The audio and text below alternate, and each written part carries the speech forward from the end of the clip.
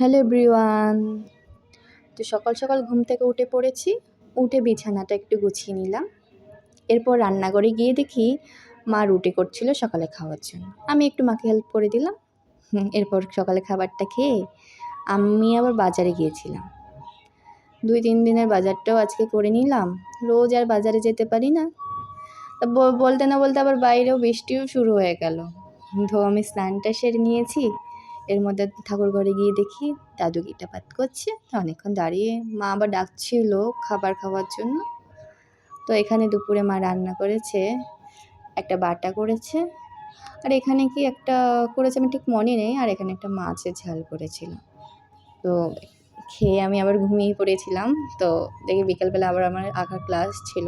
তো সেখান থেকে দেখি আবার বোন এসে এবার বলছে দিদি ফুচকা খাবো, অনেকদিন ফুচকা খাইনি। তা আমি আর যেতে ইচ্ছে করছিল না বাইরে, যেহেতু বাড়িতেই সব ফুচকার জিনিস ছিল, এই ফুচকা পাঁপড়গুলো ছিল, তা ওইগুলো দিয়ে আমরা ফুচকা বানিয়ে নিলাম।